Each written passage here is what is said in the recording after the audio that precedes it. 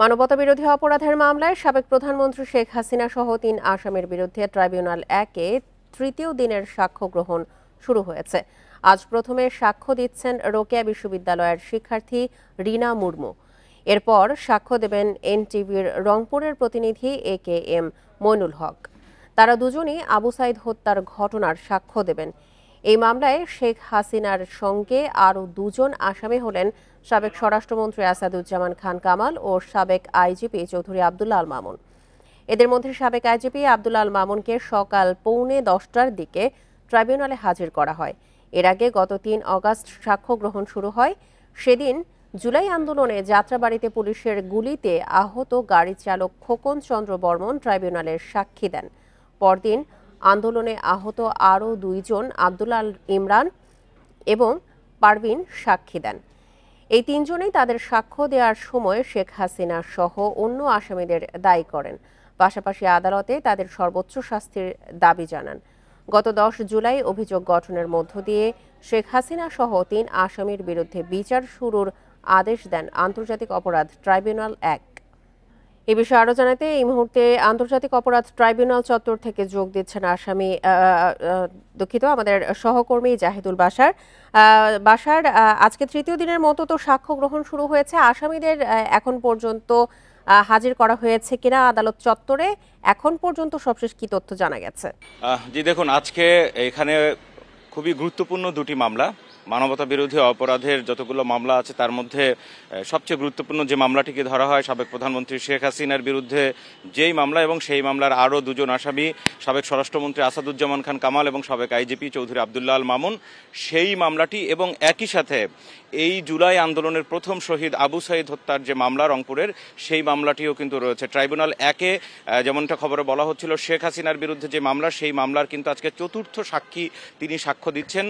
এখান থেকে 8-10 মিনিট আগে সেই সাক্ষ্য গ্রহণ শুরু হয়েছে এবং আজকে সাক্ষ্য দিচ্ছেন রংপুর বেগম রোকেয়া বিশ্ববিদ্যালয়ের পার্ক মোড়ে আবু সাইদকে হত্যার একেবারে প্রত্যক্ষদর্শীদের একজন, রংপুর বিশ্ববিদ্যালয়ের শিক্ষার্থী, তিনি রয়েছেন রিনা মুর্মু, তিনি সাক্ষ্য দিচ্ছেন। এবং একই সাথে আপনি জানেন যে এই ঘটনাটি তখন একটি টেলিভিশনে লাইভ সম্প্রচার করা হচ্ছিল, সেই ক্যামেরায় ধরা পড়েছিল একটি বেসরকারি টেলিভিশন। সেই টেলিভিশনের যিনি সেখানকার প্রতিনিধি, তিনি কিন্তু এরপরে ওই সাংবাদিক, তিনি সাক্ষ্য দেবেন। তো এই নিয়ে শেখ হাসিনার মামলায় আজকে এই চতুর্থ সাক্ষী দিচ্ছেন এবং আমরা কিছুক্ষণ পরে তার সেই সাক্ষ্য গ্রহণের আরও বিস্তারিত শুনব। ট্রাইব্যুনাল 2 আমার পাশে রয়েছে, সেই ট্রাইব্যুনাল 2-এ কিছুক্ষণ আগে আরেকটি গুরুত্বপূর্ণ মামলা, এই আবু সাইদ হত্যার দ্বিতীয় আরেকটি যে মামলা, সেই মামলায় মোট 30 জন আসামি। তার মধ্যে রংপুর বিশ্ববিদ্যালয়ের তৎকালীন যিনি vice chancellor professor doctor Hasibur Rashid, তিনি রয়েছেন। একই সাথে সেখানে 4 জন শিক্ষক রয়েছে, পুলিশের 7-8 জন রয়েছেন, রংপুরের যেই মেট্রোপলিটন পুলিশের সাবেক কমিশনার সহ ঊর্ধ্বতন 4-5 জন সহ পুলিশের 8-9 জনের মতো আসামি রয়েছে। এছাড়া ছাত্রলীগের, যুবলীগের নেতাকর্মীরা রয়েছেন, রংপুর বিশ্ববিদ্যালয়ের বিভিন্ন পর্যায়ের কর্মকর্তা এবং কর্মচারীরাও রয়েছেন। এই মোট 30 আসামির বিরুদ্ধে আজকে এখান থেকে কয়েক মিনিট আগে অভিযোগ গঠনের আদেশ দেওয়া হয়েছে, অর্থাৎ আবু সাইদ হত্যা মামলার আনুষ্ঠানিক বিচার কাজ আজ থেকে শুরু হলো। এই মামলায় আসামি পক্ষ থেকে কিন্তু তাদের আসামিদের আইনজীবীরা এই অভিযোগ গঠন থেকে অব্যাহতি চেয়েছিলেন, কিন্তু তাদের সেই অভিযোগ গঠনের অব্যাহতির যে আবেদনপত্র, সেটিকে খারিজ করে দিয়ে আদালত বলেছেন যে তারা যেই যুক্তি দেখিয়ে তাদের বিরুদ্ধে অভিযোগ গঠনের বিরুদ্ধে আবেদন জানিয়েছিলেন, সেটি আদালতের কাছে যুক্তিযুক্ত বা সেরকম তথ্য প্রমাণ না থাকায় তাদের আবেদন খারিজ করে দেওয়া হলো এবং একই সাথে এই অভিযোগ গঠন করা হলো। এখন এই মুহূর্তে আমরা যতটুকু জানি, ভেতরে কিন্তু আসামিদেরকে, এখানে মোট 30 আসামির মধ্যে 6 জন এই মামলায় গ্রেপ্তার রয়েছেন। তার মধ্যে রয়েছে রংপুর বেগম রোকেয়া বিশ্ববিদ্যালয়ের সাবেক প্রক্টর শরীফুল ইসলাম, ছাত্রলীগ নেতা ইমরান আকাশ, এবং যার বিরুদ্ধে, যে 2 জনের বিরুদ্ধে সরাসরি আবু সাইদকে গুলি করার যেই অভিযোগ আনা হয়েছে, একজন হচ্ছেন ASI আমির হোসেন, আরেকজন কনস্টেবল সুজন চন্দ্র রায়। তারা 2 জন সহ মোট 6 জন কিন্তু এই মুহূর্তে কারাগারের যে কাঠগড়া সেখানে রয়েছেন। তাদেরকে তাদের বিরুদ্ধে যে অভিযোগ, সেটি এখন পড়ে শোনানো হচ্ছে এবং এরপরে আবু সাইদের এই মামলায় নিয়ম অনুযায়ী 3 সপ্তাহের একটি বিরতি দেওয়া হবে এই সময়ে আইনজীবীদের প্রস্তুতির জন্য। তার পরবর্তীতেই কিন্তু সাক্ষ্য গ্রহণের তারিখ পড়বে, অর্থাৎ মূল ট্রায়াল শুরু হয়ে যাবে।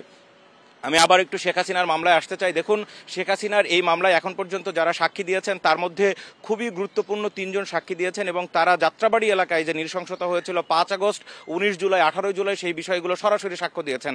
তার মধ্যে এখানে এর আগের যিনি গত 4 তারিখে যিনি সাক্ষ্য দিয়েছিলেন, তিনি কিন্তু একজন শিক্ষার্থী এবং তিনি বলেছিলেন যখন পঙ্গু হাসপাতালে সাবেক প্রধানমন্ত্রী তাদেরকে দেখতে গিয়েছিলেন, সেই সময় বেরিয়ে আসার সময় তিনি নো রিলিজ নো ট্রিটমেন্ট এই অর্ডার দিয়ে এসেছিলেন। সেটি নিয়ে অনেক ধরনের আলোচনা হয়েছে। একই সাথে একজন সাবেক এই ঘটনার জুলাই যোদ্ধা আমরা যদি বলি তাকে, এবং তিনি নিজেও বলেছেন তার, আপনারা জানেন যে এনসিপি সেই ব্যক্তিকে নিয়ে বিভিন্ন জায়গায় কিন্তু এরই মধ্যে তারা সমাবেশ করেছে। তার নাক এবং মুখের একটি অংশ কিন্তু এখন নেই।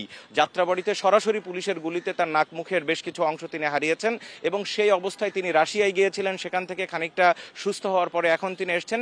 এর দুদিন আগে তিনি এই ট্রাইব্যুনালে সাক্ষী দিয়ে গেছেন। তিনিও বলেছিলেন যে যাত্রাবাড়িতে কিভাবে এই নৃশংসতা হয়েছে। যাই হোক, এই সাক্ষ্য গ্রহণ যা চলছে এবং সাক্ষীরা যা বলছেন তারা প্রত্যেকেই এর জন্য সাবেক প্রধানমন্ত্রী শেখ হাসিনা এবং স্বরাষ্ট্রমন্ত্রী সাবেক আইজিপি তাদের বিচার চেয়েছেন, তাদেরকে দায়ী করছেন এবং এরাই প্রধান নির্দেশদাতা যা সরাসরি মাঠ পর্যায়ে বিভিন্ন জায়গায় আইন শৃঙ্খলা বাহিনীর সদস্যরা সেই সরাসরি গুলি করে চাইনিজ রাইফেল ব্যবহার করে সেটি বাস্তবায়ন করেছে। এই সাক্ষ্য কিন্তু তারা দিচ্ছেন।